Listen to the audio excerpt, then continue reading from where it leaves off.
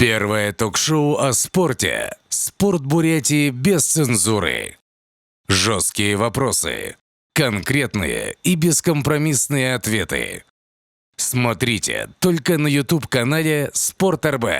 Ведущий Алексей Туробов. Привет всем! И вновь спорт Бурятии без цензуры. Главной темой нашего сегодняшнего разговора станет чемпионат России по вольной женской борьбе, который пройдет у нас здесь в Улан-Удэ с 14 по 17 марта. И мои собеседники: Евгений Павлов, тренер Республиканской спортивной школы Олимпийского резерва, судья международной категории, заслуженный работник физической культуры и спорта. Ну и еще наш гость Анна Щербакова, мастер спорта международного класса по пауэрлифтингу, самбо и дзюдо. Анна – призер первых европейских игр и чемпионка России. Поехали!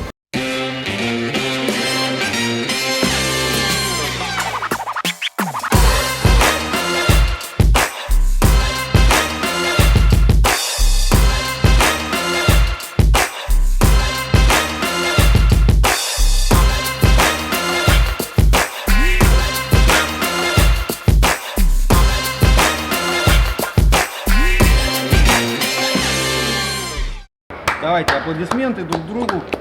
Ребята, я вас рад видеть. Ну и самая главная тема, которую мы сегодня будем разговаривать с вами, это чемпионат России.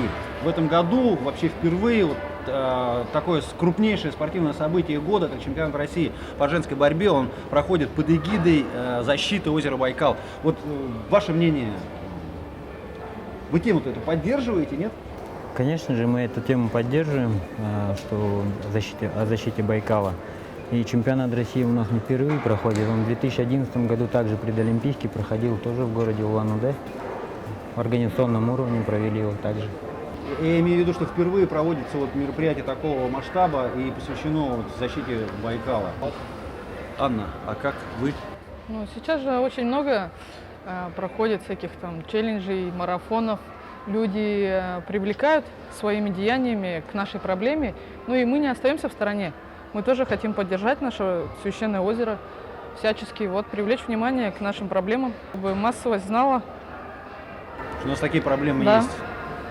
Ну не случайно здесь на столе такая не знаю, эмблема, реклама нынешнего чемпионата. Я думаю, что этим все сказано. Кстати, до начала вообще чемпионата в социальной сети Instagram проходила небольшой такой акция, когда известные спортсмены и звезды шоу-бизнеса бурятского, они фотографировались и выкладывали в соцсеть свою фотографию со словами о защите Байкала. Но эта акция продолжается, я думаю, ее может поддержать любой человек. Можете посмотреть хэштеги, там чемпионат России по женской борьбе и так далее, можно увидеть все это. Начнем с того, каково настроение сборной, каково ваше настроение перед чемпионатом России? Настроение в любом случае боевое. Тут даже независимо от настроения мы готовы ко всему. Мы всех ждем, всех звезд наших на своей земле и готовы ко всему.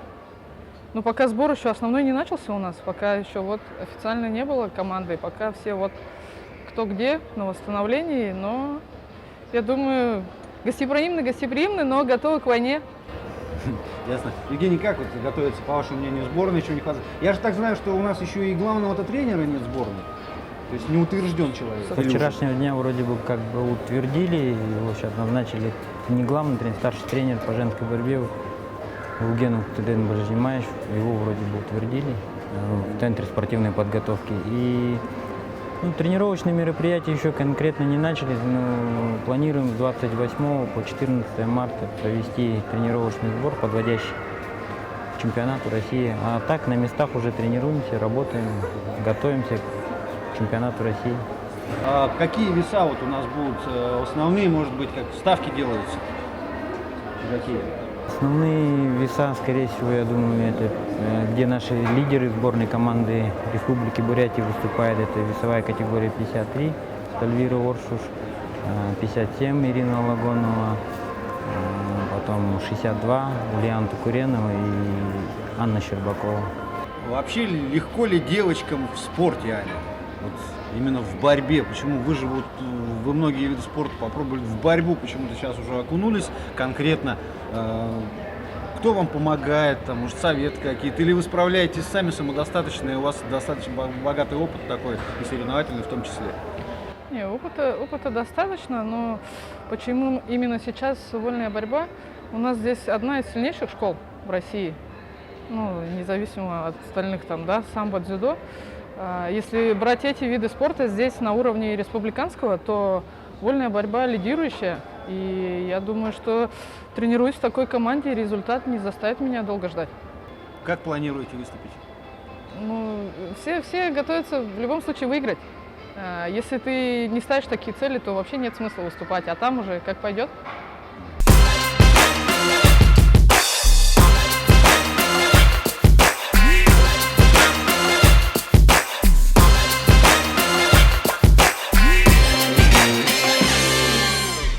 Вот все-таки сборная насколько сейчас готова? Я знаю, что некоторые спортсменки травмированы. Сейчас как идет восстановительный процесс и готовы ли они вообще принять участие? Я знаю, что Стальвира Оршух, Ирина Лагонова, вот две наши основные спортсменки. Восстановление проходит в режиме, работаем, готовимся, и я думаю, что все будет в порядке. Аня, вот у вас в Красноярске на Гран-при Рыгин тоже травма была. Как вы восстанавливались? Кто помогал, кто лечил? Доктор есть какой-то, да? Замечательно. Нет, да, тут со всех сторон на самом деле занимались моим восстановлением. До конца восстановления еще не прошли, но все поэтапно уже. Бандаж одевают только при физических нагрузках, а так все рядом. Это Евгений Анатольевич Губарь, стабильно.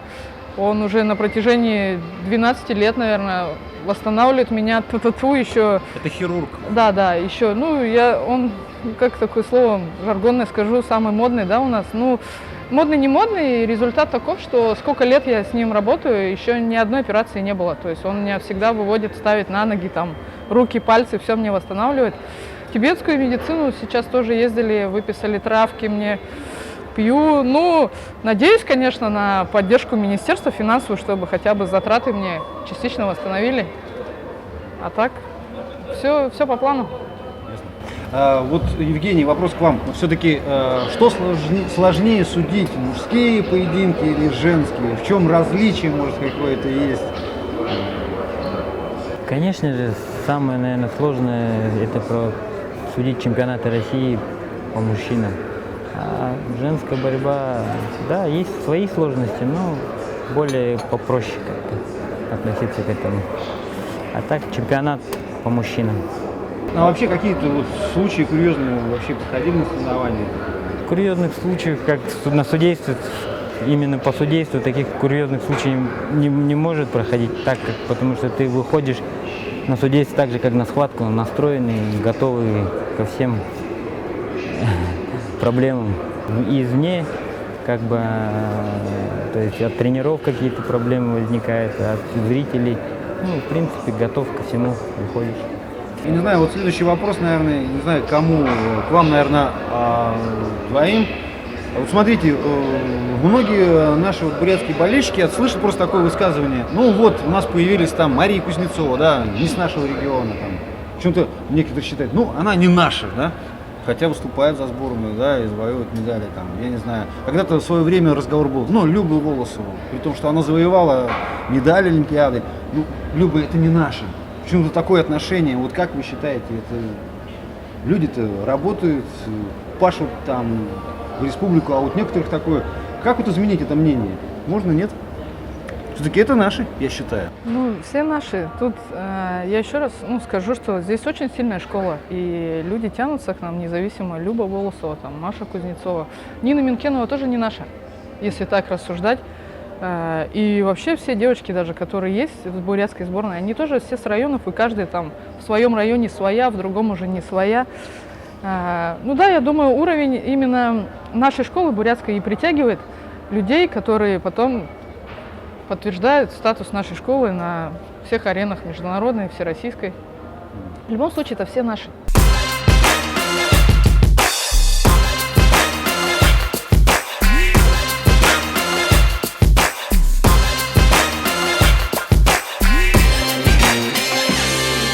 Сейчас начнутся сборы.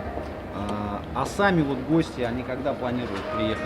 То есть надо же какой-то все равно приехать, там какое-то время, акклиматизация, там все равно, если с запада приезжают, то есть они-то вот будут как-то раньше, да, приезжать? Да, я думаю, что за неделю, за две уже практически народ будет собираться, приезжать к нам уже заранее, кто как отнесется к этому чемпионату.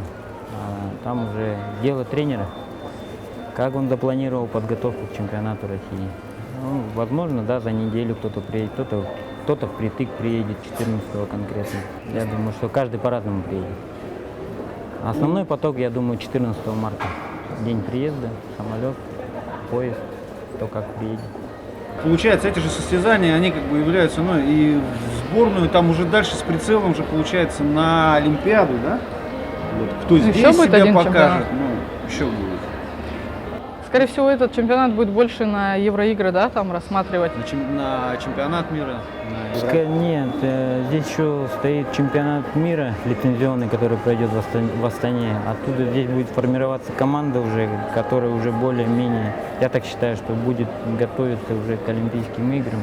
И кто завоюет путевку на Олимпиаду, уже на чемпионате мира будет ясно. В этом году, в Астане, в 2019 году.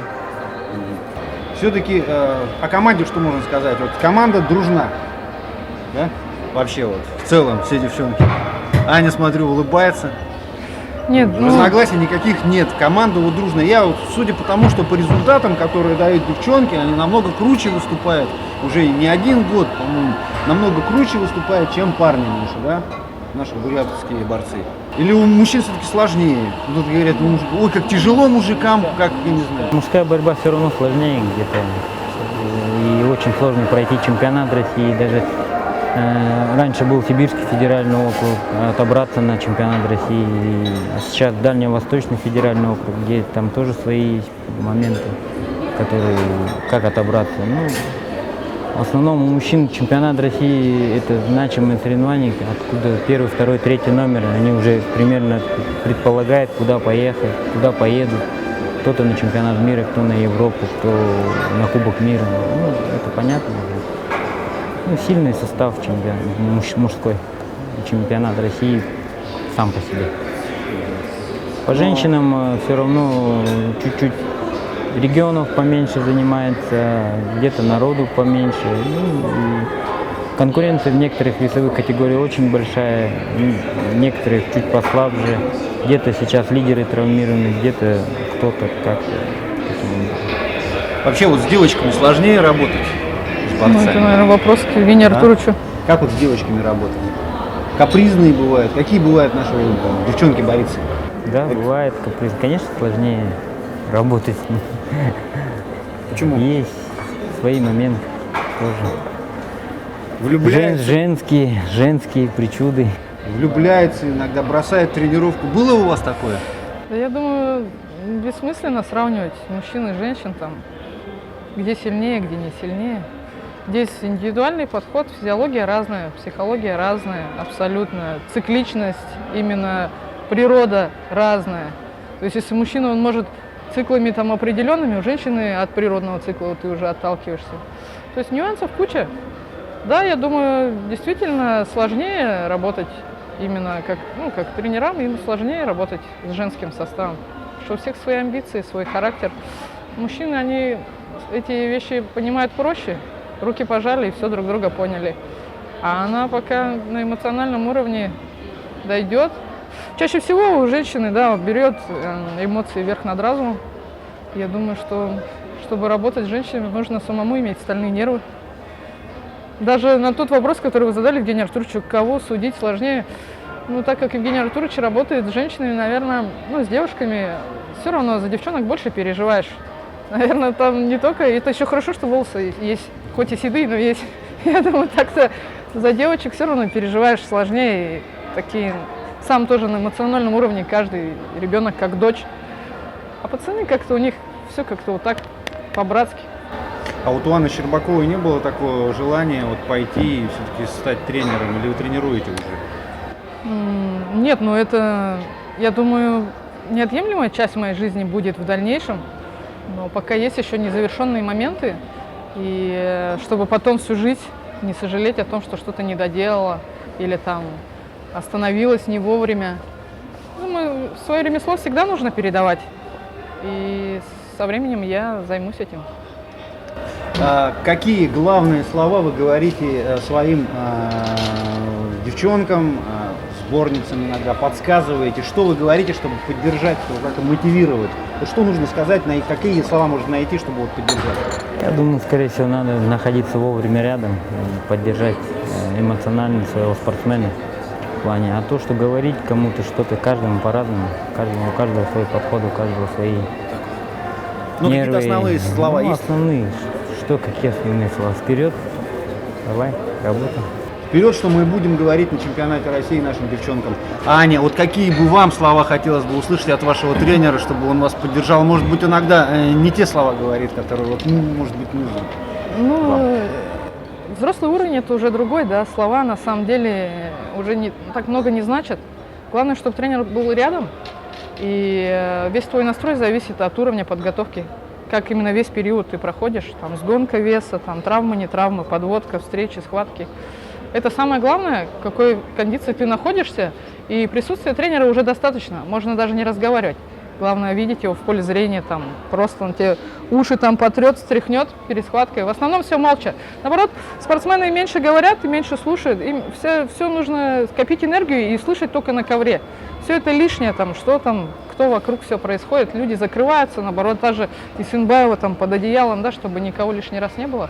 Так что слова, для меня слова, ну да, в любом случае они всегда присутствуют, тренер что-то говорит, но мы бы хотели бы чувствовать не только тренерскую поддержку, и вот на чемпионате России хотелось бы, наверное, всех пригласить, чтобы именно наши болельщики, земляки создали такую атмосферу, чтобы мы чувствовали именно их поддержку на клеточном уровне. Даже когда там второй период уже становится тяжело, ну и болельщики будут заводить, я думаю, трибуны, и мы будем заводиться вместе с ними.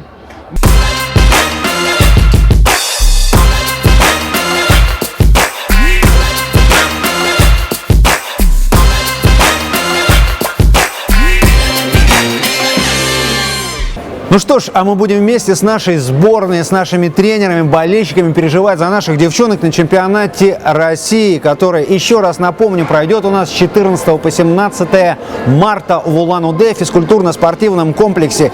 И скажу еще раз, напомню, что чемпионат нынешнего года проходит под эгидой защиты озера Байкал. До встречи!